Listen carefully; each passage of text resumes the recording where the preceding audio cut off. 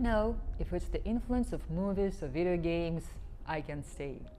But there is this pattern I see from people where they are expecting an epiphany or some moment when lights shine and angels sing as the correct ideas or strategies present themselves. You sign up a new client and there's a musical sting. Then you open your personal menu and assign points to strength, dexterity, and charisma. Personally, I think life would be more entertaining that way. In reality, it's much simpler. Although the idea predates him, Pablo Picasso is often attributed to the, quote, good artists borrow, great artists steal. In business, this sentiment is everything. Think about it. When you applied for a business loan or pitch your idea to investors, what's the first thing they wanted to know? They wanted to know who has a similar idea or model and how well they are performing. If you haven't done your homework to give them a guiding star to follow, they are not interested. I've been working and counseling top entrepreneurs for a long time. I do some talking, but more importantly, I listen. I always keep my ears open for commonalities the big dogs share, and I'm going to share those with you. Stay with me as I show you 3 business tips to save your business that I stole from my most successful clients. I'm Marina Morgan, an entrepreneur and founder of a boutique organizational psychology agency in Silicon Valley, the Morgan Impact. Here, on this channel, we discuss the most relevant knowledge and practices that help me and my client build resilience and develop their businesses even in the most challenging and unpredictable times.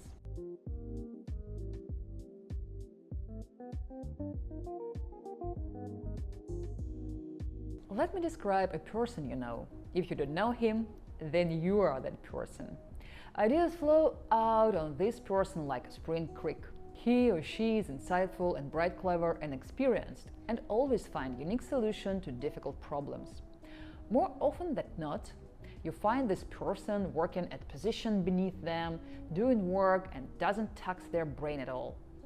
And the more you get to know that person, you wonder why he or she hasn't gone into business for themselves. Then you find out that they have, or at least they tried. One venture stalled out when potential partner backed away, and another one got tangled up in paperwork and broke down. There were so many ideas going that they just forgot about the best one. All great ideas, but they were never going to go anywhere. Why? Because as gifted as this person is, there wasn't a formulated motivation. Look, half of small and medium-sized businesses in the United States are not profitable. We have an entire startup industry. In this market, in this segment, it's not about the profit. The business model is entirely different. Based on their KPI, it's okay to be completely unprofitable for many years. It's not just about motivation. It's about formulating motivation. Why are you doing this? This is the most important question you will ever ask yourself. The worst mistake you will ever make is lying about this answer. The only incorrect answer is a dishonest one. Don't tell me a story about making a difference in your community if you don't mean it. Say that story to impress some waitress at TG Fridays. If you really honestly mean that, that's wonderful and you should go with it. Same things applies you're telling me you want independence. Flexible work hours, being your own boss. Yes, I've heard them all. I hope that's what you really mean. Formulated motivation is what moves you and your business when you're completely out of energy. It moves you when your brain turns to mush that can support an electrical current. That motivation doesn't go away because you get bored, tired, or anything else. Some of you are being honest with yourself right now, and you are afraid to the answer. You're thinking, my only motivation is to make the most money I can.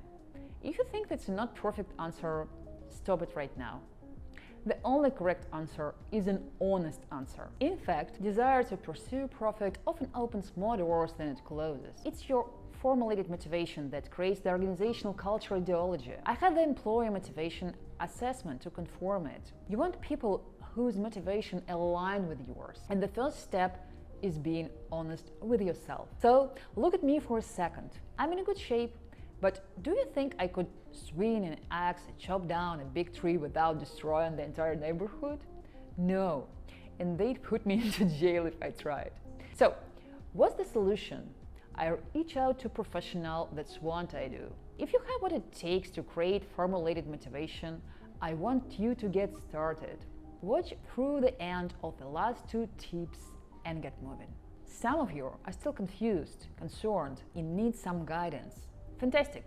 That's what I'm here for. None of us are experts in everything. You're good at what you do, and I'm good at what I do. Reach out to Morgan Impact to get the help you need. The next thing that you should do is to hire people and to learn to delegate at the first steps of your business. Nobody ever drowned in his own sweat. Ever heard that one? People love to throw around aphorisms about entrepreneurship. If you've got time to lean, you've got time to clean. An old boss of mine was a big fan of that one.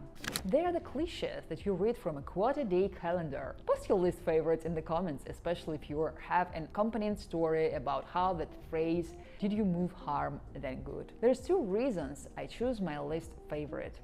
First, it's dangerous. Secondly, is the struggling number of people who believe it. Can you guess what it is? Here we go. If you want something done right, you have to do it yourself. Are you familiar with that? Even if your enterprise is a single person, yourself, this still applies. The second tip I've stolen from successful entrepreneurs is delegation. Learn it, love it, and do it often. I understand that this is contrary to a conventional thought. I had a friend of mine that used to flip houses for a living. There were many tips and tricks he used to maximize the value of dilapidated houses in a short period of time.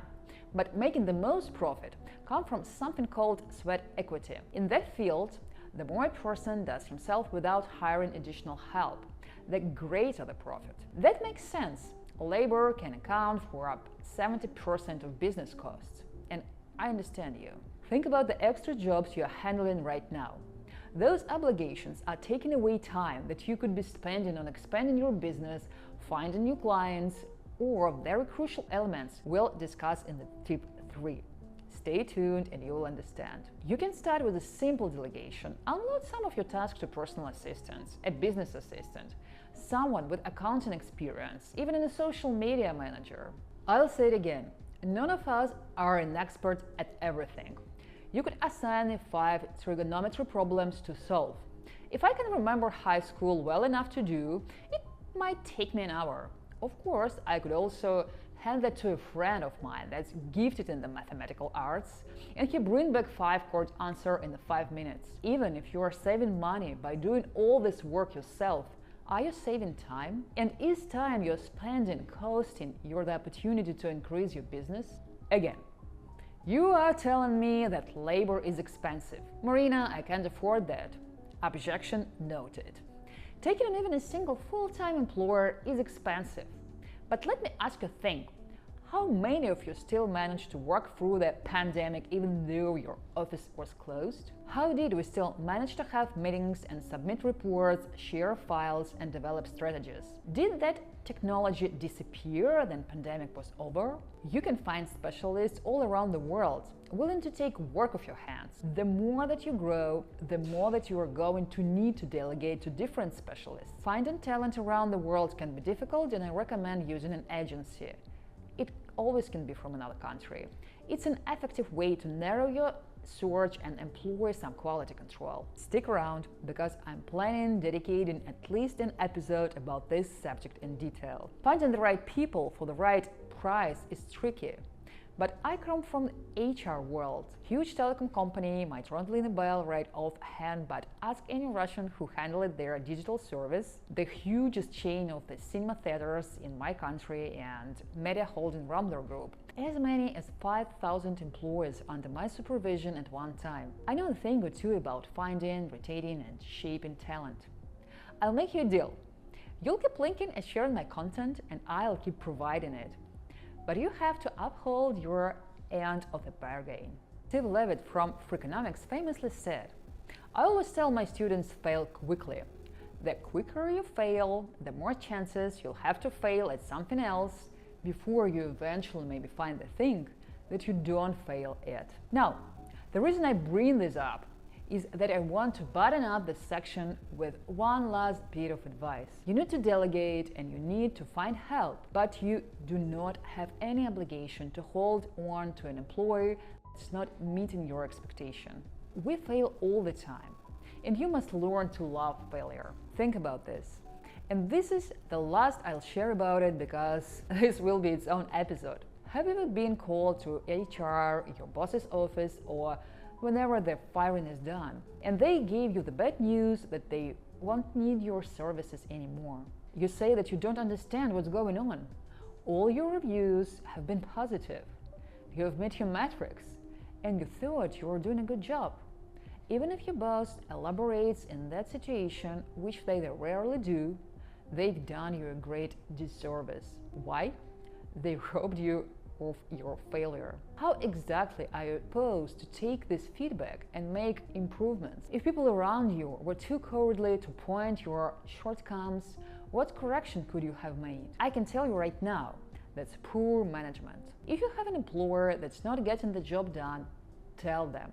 Be honest about what corrections are necessary to warrant keeping them on the team. If that employer is unable to make the adjustment, do them a favor and let them go for the reason you've specified. There is nothing cruel about it, as long as you've been honest along the way.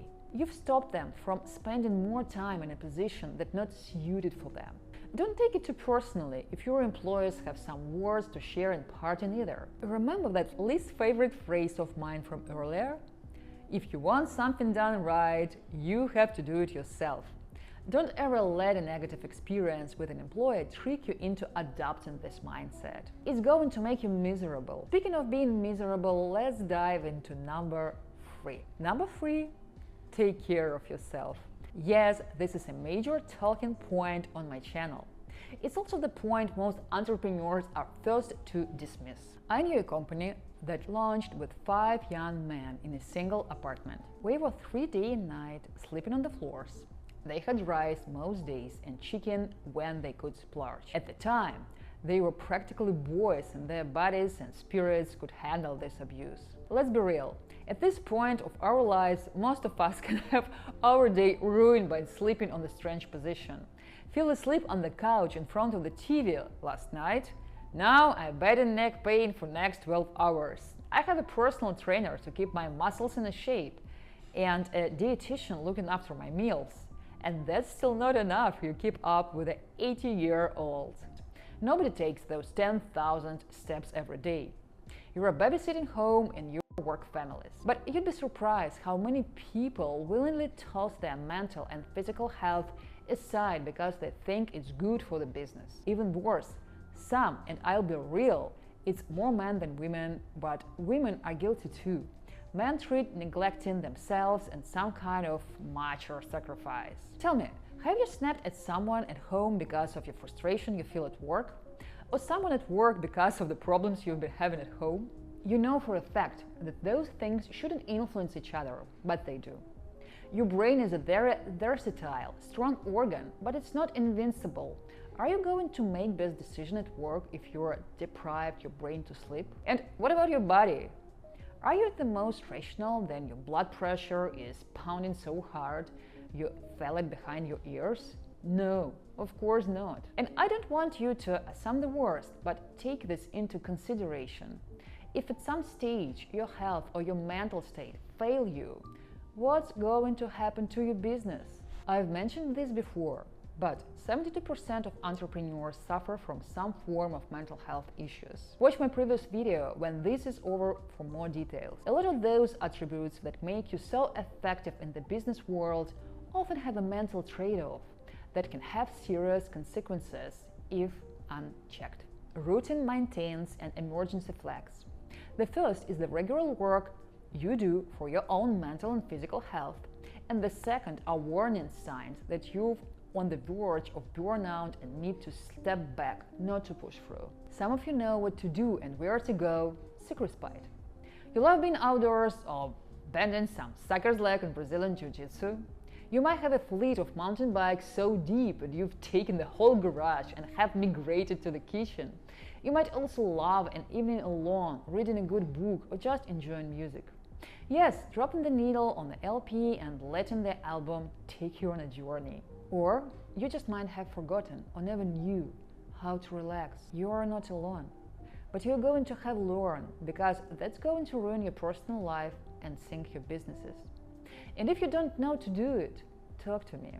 We can work on that. I can thank you enough to sticking through to the end.